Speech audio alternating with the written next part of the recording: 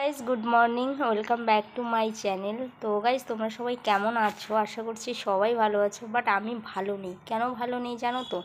কারণ চারিদিকে যা কিছু হচ্ছে না, এই তো কি বলবো, 14 তারিখে যা ঘটনা ঘটে গেল দেখতেই পেলে, আরজি করে ঘটনা। হ্যাঁ, একটি মেয়েকে কিভাবে একদম নিঃস্ব করে দিল। তো আমি এই কথাটা কেন বলছি তোমাদেরকে, বলতে গিয়ে দেখো আমার গা না শিউরে উঠে যাচ্ছে, দেখো গায়ের লোমগুলো শিউরে উঠে যাচ্ছে। কেন বলে যাচ্ছি জানো তো?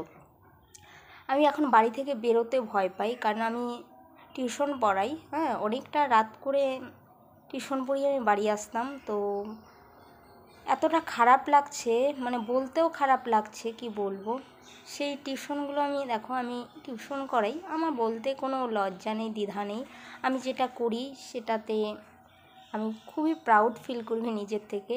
তো আমি সেগুলো না পড়াতে পারছি না, কারণ বাড়ি থেকে মানে রাতের দিকে যা কিছু ঘটে যাচ্ছে এখনকার চারিদিকে না, মানে নিজেকে একটু ভয় লাগে।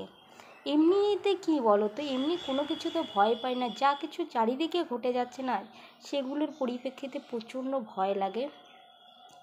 তো আজকে যখন সকালবেলা পড়িয়ে আসছিলাম, যাদেরকে আমি সন্ধ্যার পরে টিউশন পড়াতাম, তারা বলছে এতদিন থেকে টিউশন পড়াচ্ছি, হঠাৎই কেন বন্ধ করে দিলাম, কি ব্যাপার। তো তাদেরকে ব্যাপারটা বললাম, তারাও সায় দিল যে সত্যি কথাই এরকম কোনো ইসে আছে কি।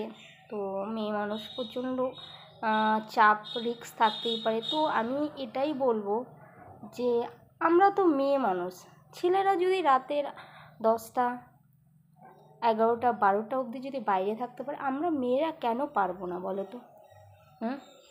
আমরা কেন পারবো না, তাই না? আমরা সংবিধান মেনে চলি, সংবিধান রাজ্যে বা দেশে সেখানে আমরা বসবাস করি, কিন্তু আমাদের মেয়েদের নিরাপত্তা কেন নেই বলো তো? মেয়েরা কেন বাড়িতে বসে থাকবে? আমার একটাই কথা, তোমরা অনেকেই বলছো দিদিভাই আরজি কর নিয়ে কিছু বললেন, আমি কি বলবো, আমার একটাই কথা, জাস্টিস ফর আরজি কর।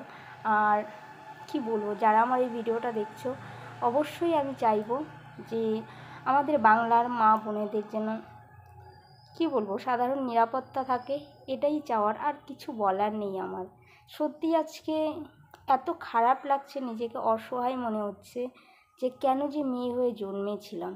ছেলে হলে তো ভালোই হতো, তাই না?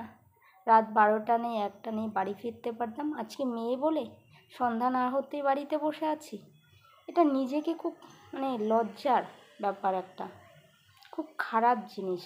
তো আমি যত তাড়াতাড়ি চাই এটা মিটে যাক, তাই না? আরজি করের ঘটনাটা, দোষীদের শাস্তি হোক, এই কামনাই করছি। প্রত্যেকেই ভালো থাকবে, সুস্থ থাকবে।